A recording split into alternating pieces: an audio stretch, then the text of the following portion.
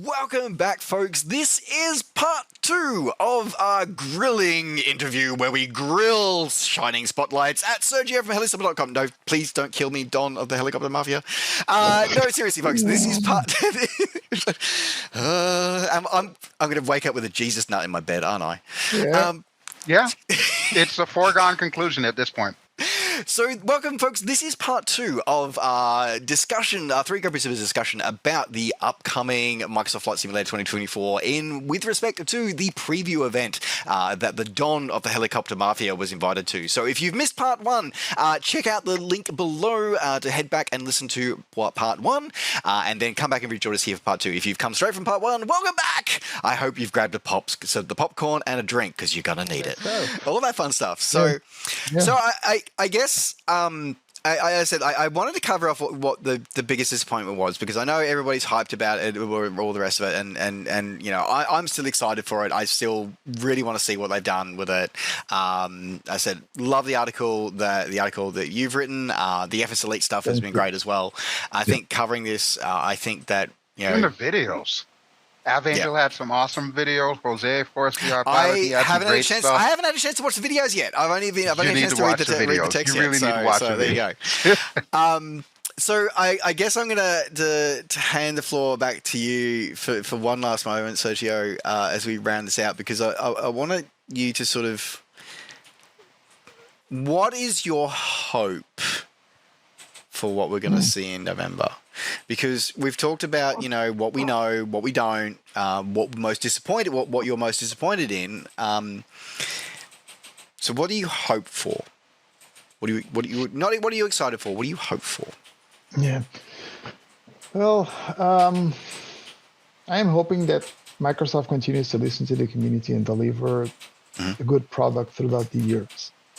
And by saying this, I hope they listen to not only me, but also other people that had the same disappointment as me. Because I feel I am genuinely heartbroken with this item that we talked about, that I'm disappointed with.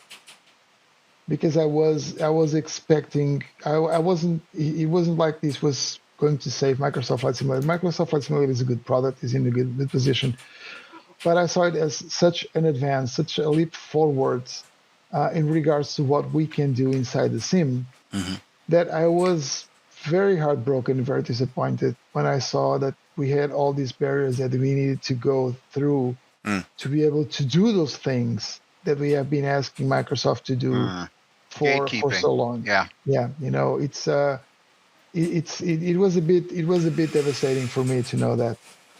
I am hoping that Microsoft and Azubo continue to evolve the product. I am hoping that the community manages to welcome new people coming into the sim.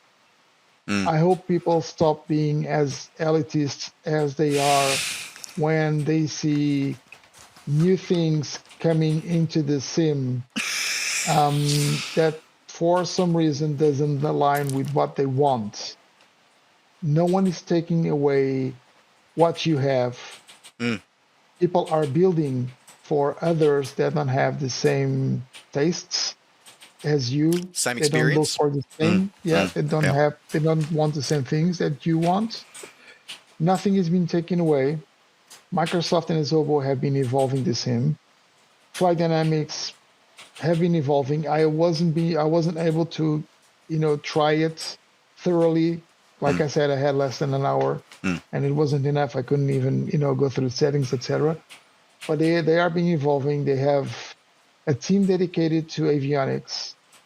They have an actual partner dedicated to avionics and making new stuff, which, by the way, I nagged about making a G1000H.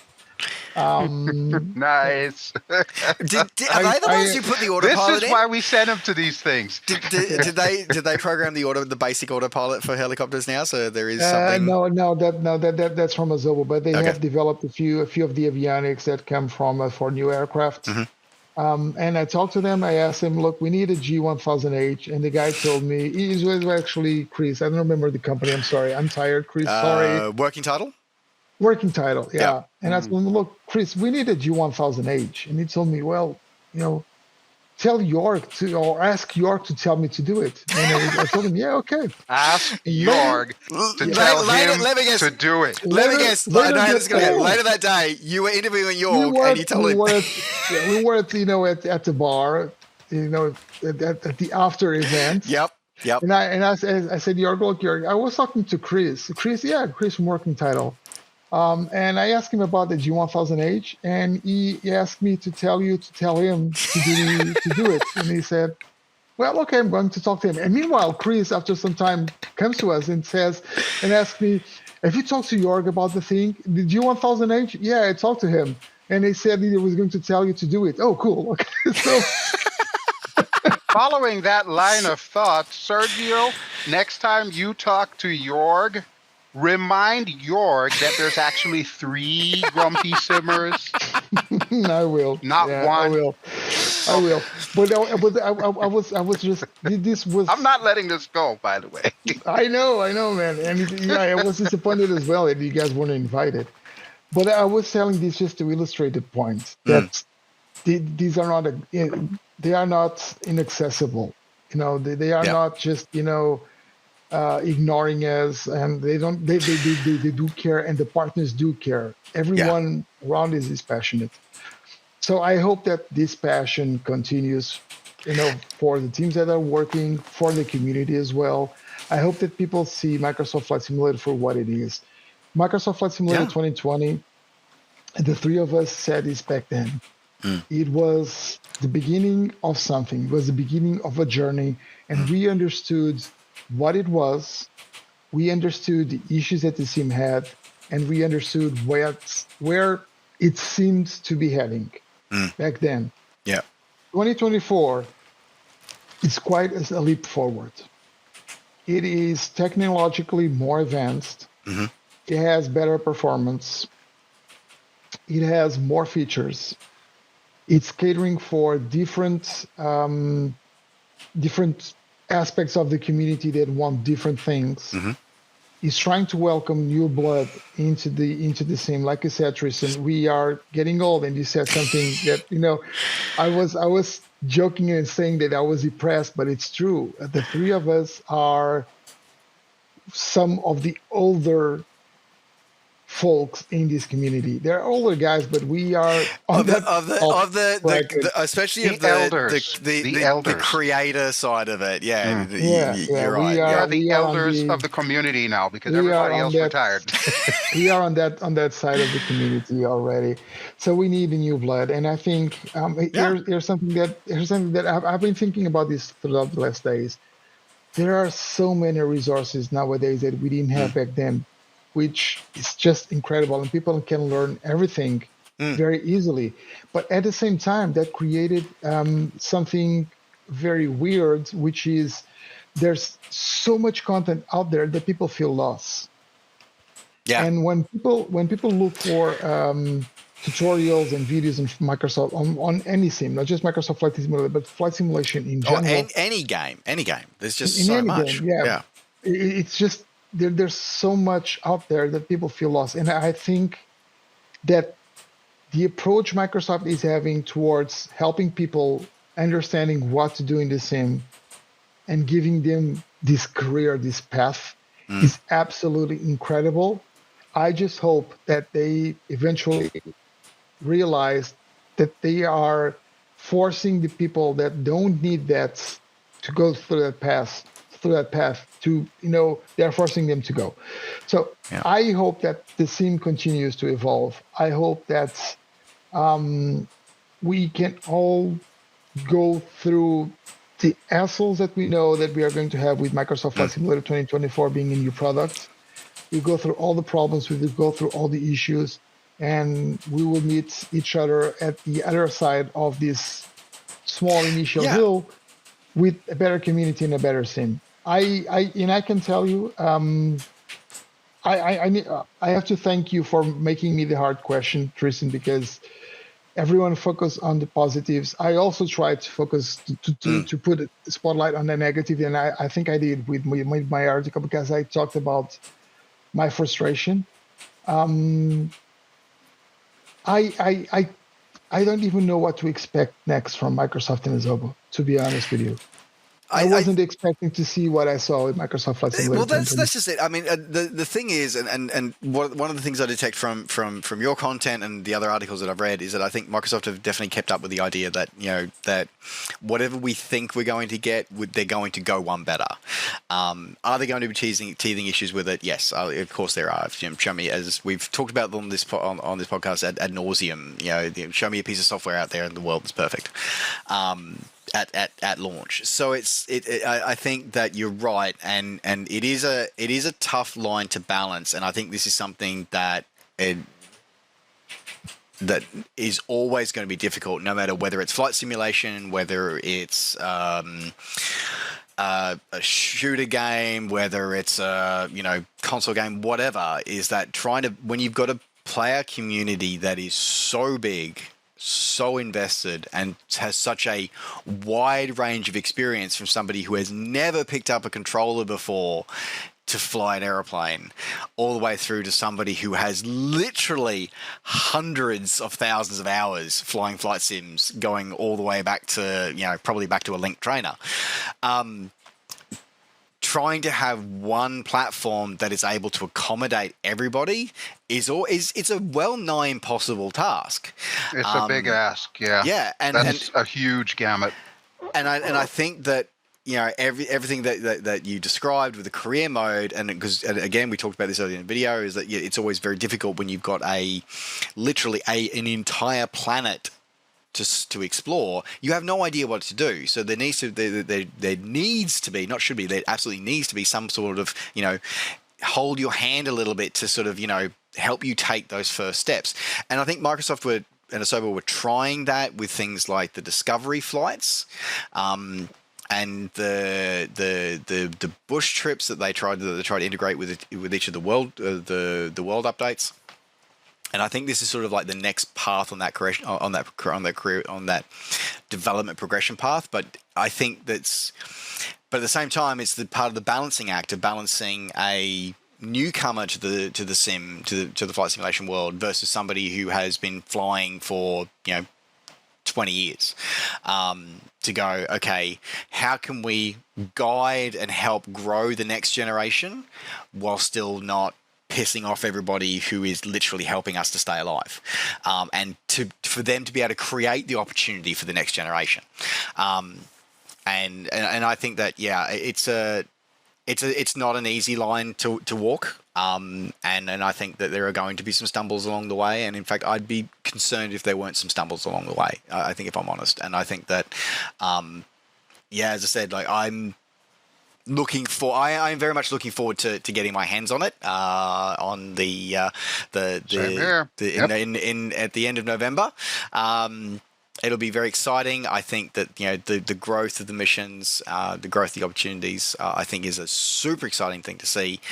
Like you, Sergio, I hope that there's going to be a way to do that without having to rely on the career mode. Especially, that's the real thing. That is the real thing we want, basically, is whatever activities we can do in this thing, just give us an option where we can also just do that in free flight. Yeah. Yeah, and or even if with it's our friends. Or even if it's like a closed group one or something, just give it something so I don't have to rely on career mode, because again, we don't, like Sergio, as you said, you didn't really go into the career mode much, and from what I understand from reading through the FS Elite article, it's wasn't fully fleshed out yet. It was very surface level at the moment. So there's no real knowledge about, okay, if I start flying at Brisbane International in Australia, then does that mean that I can take a job in LA? Or do I have to do like what Air Hauler does, and I have to like grow my ability to go further sequentially? Because I'll tell you right now, if that's what it is, then no, I will not touch it. I will wait for a third-party dev to make something, because I want the flexibility to go, okay, I fly one trip here in Australia, and then the next trip I want to go in the Sahara Desert. I want that flexibility. So that's why I thought the photography mode was very interesting as well, because even if it's not something that is structured and with new features, in which you get to do some firefighting, etc., etc. It gives you some very small challenges for you to fly around the world. It's not like you are going to choose where you are going to do it. You have a list of those challenges, of those photography challenges, but there are some that are very simple. Just take a photo of a mountain, and you actually have a photo mode. So you enter photo mode, you move the camera, etc., take a photo. You get from 1 to 3 stars. Hold on. Photo mode is independent of this mission system, so we can use that in free flight. Yes. Oh, my thumbnails are going to I tried. Yes, they're going to be lit. I tried photo modes for a bit during the hands-on. It was I spent some time there and saw how it worked. So that is completely independent. So you enter photo mode, you have a few challenges, and you do it. There's even I think I mentioned this on my article. There's even something very interesting, which is if you fly around in free flight and you see an animal, for example, and you take a photo, and if there is a photography challenge for taking a photo of that animal, you gain. So it does make the cross reference, and you gain the achievements for. So that, you don't. So even if you're just randomly going along, hey, that's a flock of seagulls. That's a giraffe, and I go fly next to it in my Cub, and I take a photo of the giraffe with my airplane in it, and it goes, oh well, there's a photography challenge for this, and I'll sign you up automatically. That's kind of cool. I kind of like that. That's kind of cool. Yeah. It's nice. It's nice. I really enjoyed it because it will get me to probably to fly in places where I don't normally fly and do those challenges. And some, like I was saying, some are very simple, like take a photo of a mountain, but others are complex. If you need, we were just talking about the example of the giraffe. It's not like you're going to find a giraffe easily, right? The areas where they are usually at, and you have to fly for a bit, or even land your aircraft and walk around and look for the giraffe or whatever animal you are looking for. So there are these world challenges that make it really interesting, and I think I'm going to spend a lot of time doing this as well.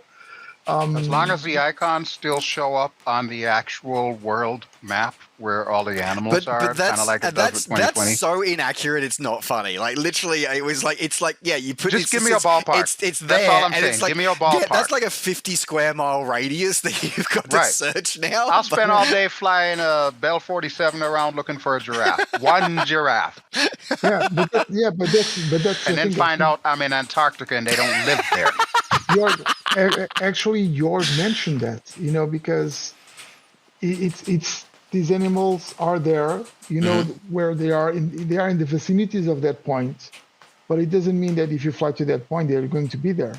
They are known to be around there. So you actually need to put some work in and actually do it yourself rather than having it handed. Because I can just hear all the comments now. I spent 2 hours looking for a hippopotamus. I couldn't find one. Microsoft, you've been ripping me off for months. Oh man! The thing is, you found my house though. you need to start working on some search patterns. That's the thing, right? So. And funnily enough, there's your tie-in to the certification where you do search and rescue, where you learn how to fly search and rescue grids, like we did back in that. What was that? There was an FSX mission. Oh, there was, yeah. There were a couple, if I remember correctly. It was the with the Marlins, there was the right? Danish the mall. Yeah. And you actually had to fly the search grid. Right, the search pattern, yep. Because depending on how well you follow the search pattern, depending on whether or not you trigger the event for you to find them. Well, anyway, I digress. So that sounds good. So I think, Drew, Sergio, any other final sort of hopes or your... That's about you? Yeah, not really. I mean, I am excited about Microsoft Flight Simulator. Go ahead. I was going to say, you must be excited because you've got helipads. I have a lot of the helipad database. I was very impressed by that when the fact that they, particularly and folks, if you haven't read it yet, by the time you've watched this video, once you finish watching this video, listen to this podcast, go to helisimmer.com and read Sergio's article. But the technical detail that was behind what they went through to get that database into the sim, that sounded insane. It was incredible. Yeah, it was really hard. There's no actual database of helipads. There are very few countries that have it. Even the FAA, from what Jörg was telling us, it seems like it's possible for you to register your backyard as an helipad. Wow, you can do it. You just need. I think that's very easy. So there was a lot of my people. deck is big enough. Yeah. Yeah, so there was people that register helipads on places that nowadays there are buildings or swimming pools or stuff like that, but database was never updated, so it was really hard to get this data. Oil rigs, on the other hand, it seems like it was easier because there's one insurance company in the world that insurances oil rigs, and they have a database of the global database of them all. Nice. Yeah, so it was really important, and of course boats. You have the boats in real time all over the world, which is also impressive. And I asked about trains because someone asked me about trains, and I was really surprised by the technical details that Jörg told me about, and the reason why trains are difficult. The fact that he's even thinking about track size was one of the reasons why. Yeah. So one of the reasons why, as I said, go and read the article, folks, for more detail. But basically, the TLDR is one of the reasons why we don't have trains in the sim is the fact that there is no globally standardized track size. Yeah. And I was like, dude, if I were you, I didn't care. I wouldn't care. It's tracks. No one will go. Well, slap some tracks down to call it a day. You can't put a helipad on the tracks. You can put a helipad on the train? Yeah, you can land on the train. Or you can fly inside the train tunnel, behind the train, with Tom Cruise.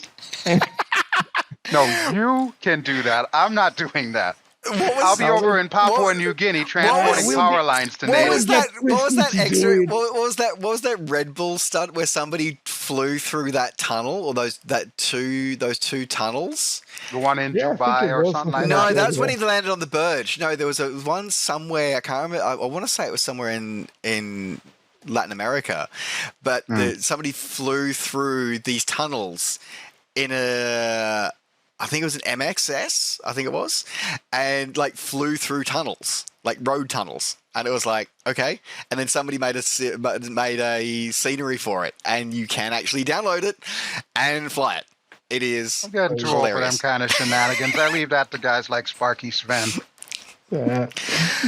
So thanks, Sergio, for enlightening us with that. And as I said, I wanted to sort of cover off some of those because, as I said before, everybody's covering the positive and the hype and the spin, and I'm excited for it regardless. But I wanted to find out what were you disappointed about, and I think that's sometimes that's just as important a message to hear as when you're excited about something. And I'm the first person that says it is.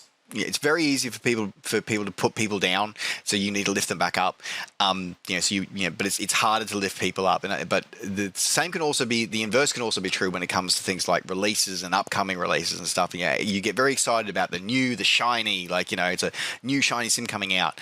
But there's always that other thing of what was surprising? What was surprising, but not necessarily in a positive way? So I really wanted to get that point of view. Thanks very much for that, Sergio.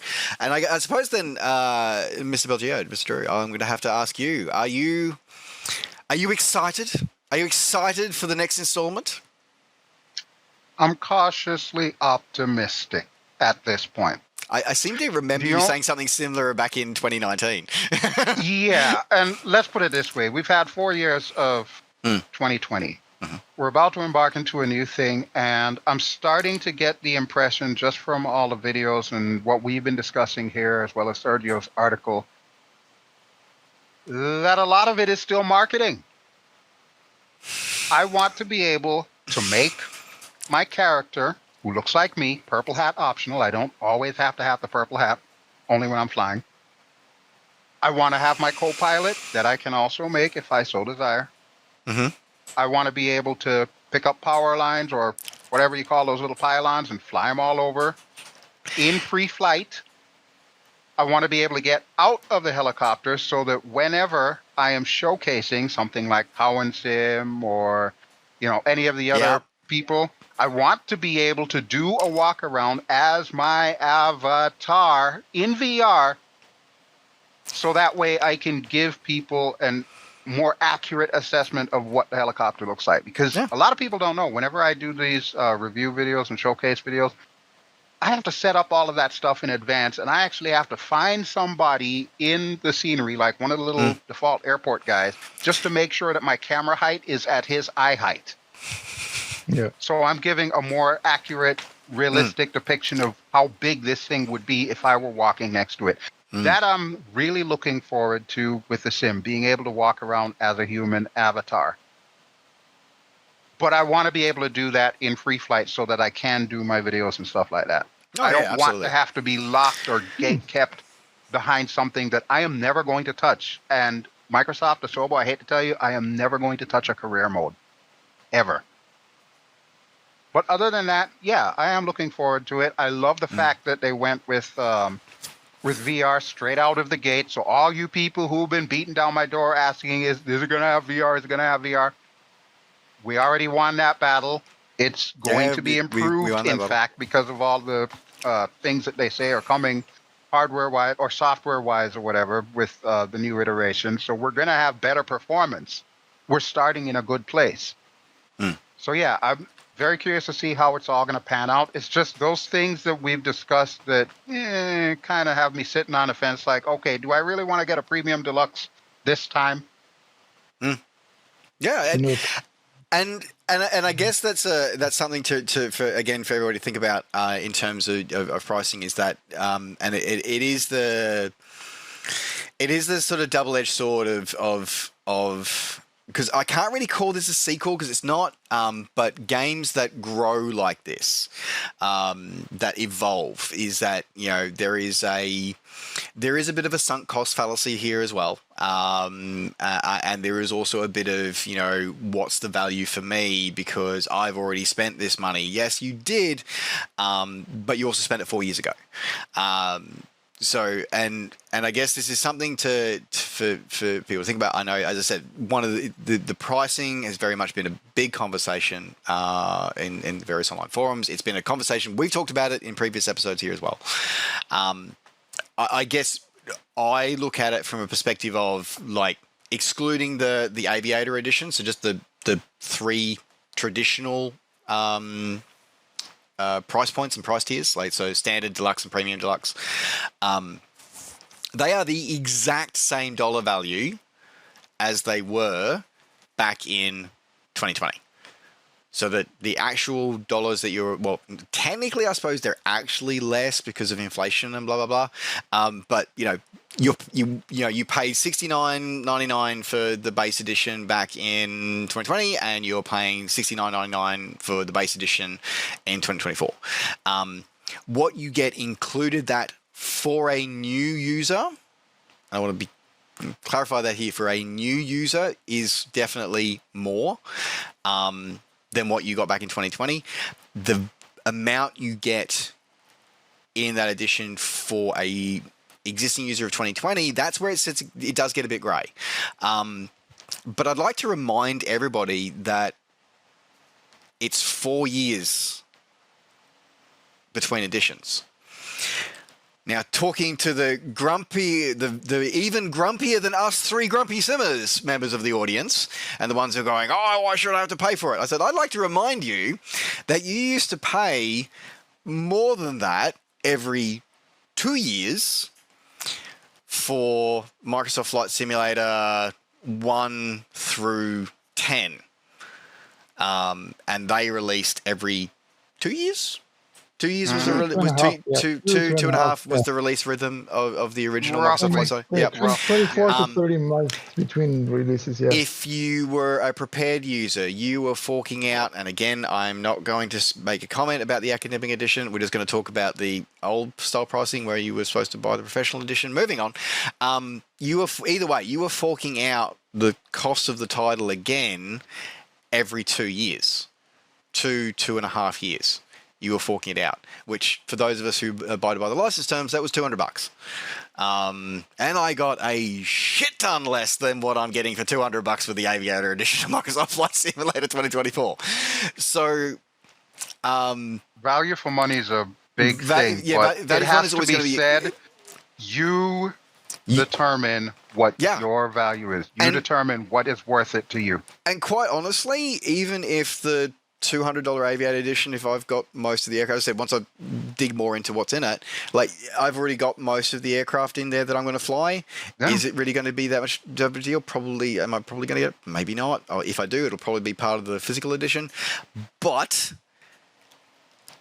have I got $200 worth of value over the last 4 years? Yeah. Easily. Even Premium Deluxe Edition, $130. Have I got $130 of value over the last 4 years of my Premium Deluxe Edition, even if I honestly probably flew less than half of the airplanes in my hangar? Not even talking about all the YouTube videos. Not even talking about the payware ones that I've got in there that I haven't touched. We're not even going to have that conversation. We're just going to talk about the base sim ones. We've more than gotten our money's worth on this one over the last 5 years. Quite frankly, I would much rather be paying $200 every 4 years than paying $15 a goddamn month. Right?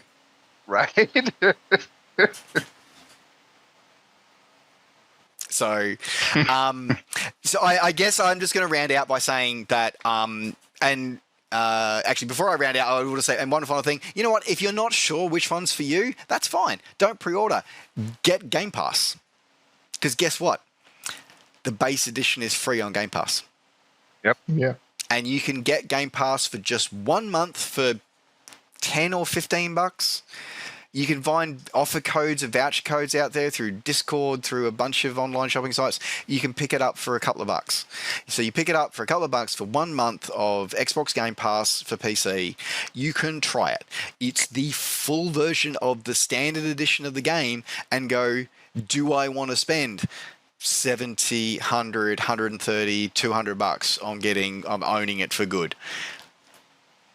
Or you go, you know what? I tried it for the month. I'm cool with sticking with whatever my current sim is, or you know what, flight simming is not for me, so I'm going to pass, but thanks very much for the opportunity. We haven't even talked about so many more of the new innovative features that are coming in here in the sim. I think there's absolutely going to be, so look for more Three Grumpy Simmers episodes coming out about this shortly. But yeah, I think I want to round out by saying that I am excited.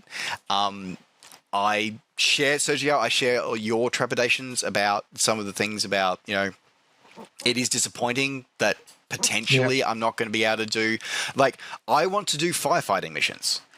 Firefighting missions. That's really what I want to do, and I really want to be able to do those in the world without having to do a career mode. Honestly, that's what got me interested and excited about the sim in the first place. When I saw we were going to have those kinds of things, that was what got to me exciting for me. Yep. Yeah, I'm all for having better performance and better scenery. All that is amazing, but those kinds of jobs and missions is exactly what I've been expecting in a sim for a long, long time. Give me something to do. Yeah, and they're coming, but they are behind it. Yeah, some sort of gate. Sorry, kids, you got to get off the starter island first, and then you got to go to the level 10 zone, and then you got to go to the level 20 zone. You're not getting the high-end raid dungeon straight off the bat, buddy. Yeah. Don't tell. This works. Don't say that to the WoW player in this room. Anyway, you know how it works. So that's So I guess there's some trepidations, some concerns that I have, but some overall, I'm really looking forward to it. I think that much like you, Drew, I'm a little bit trepidatious because there is so much potential here. There's always that, okay, how much of this is hype and how much of this is what we're actually going to get? Especially considering that it's 8 weeks away. That's probably... That's the part that concerns me the most. That's probably... Because no one has said a peep about beta. Yep. Is that I know that when... Or not, if I recall correctly, we were in a beta a good 12, 14 weeks out. Or the betas were running. Betas were running that early. We were in anyway. alpha almost at the beginning of that year. Yeah. Beta, of course, came much, much later. But still, we were there as part of that entire process. Yep. And it was more than 2 months. Yep. So... and it was, and even so, it was a short period. I think it was a short beta. So, I guess... It needed more work, yeah. I guess the time will tell. Time will tell, and the future will see what it is. So I do want to say a huge thank you very much to both of you for joining us on this, the one and only and the greatest flight simulation podcast anywhere on the interwebs. So Sergio, welcome back from your sojourn. It is great to hear your experiences. And as I said, folks, don't forget to head over to helisimmer.com and check out all of the great material and resources that Sergio has been able to publish from his adventures. And thank you very much for joining us, sir. Sure thing. Thank you very much, guys. It's time to go to bed. It's only 2 a.m. here. It's fine. It's fine.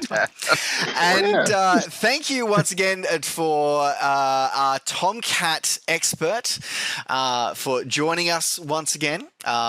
With he's a sim closer to his dream and his goal of a Tomcat for every sim. So I guess I'm gonna pose a question for you. Does that mean that with Combat Pilot, will you accept the fact that they have a Hellcat and a Wildcat as opposed to a Tomcat, considering a Tomcat wasn't in the second one? That is an acceptable cat to have? Yes, okay. Yes. Love the heck out of the Hellcat. In fact, I was talking to Miltech earlier today because they were doing their thing about 2024 and what their plans are. And by the way, Miltech does have a dog in the race. They're coming with the C-17 in 2024. That's theirs. And I told them, please do not drop support for Lady Lexington, because it is, as far as I'm aware, one of the few, if not the only World War II carrier where I can still land a Hellcat and do World War II based carrier ops on. Did they make the? Did they add that to their super carrier or their active carriers mods? Thinking about it. Right. Okay. Because that's what I wanted, because I struggled landing because of the lack of the wind going up the deck. It's not so bad with the fast jets, but with the props, it actually makes a difference. It does. There you go. Yeah, when I spoke to them this morning, that is something that they addressed, and there's some good stuff coming that they have down the road. So they fill me with hope. Good. So we've got Microsoft and Miltech filling BelGeode with hope. That is excellent to see. Well, thank you very much for joining us again. And don't forget, folks, head over to BelGeode's channel to check out some more adventures, hopefully soon with some more flight simulation, but definitely on things to do with Star Wars and other mischievous adventures in the far reaches of various galaxies. So thank you very much once again.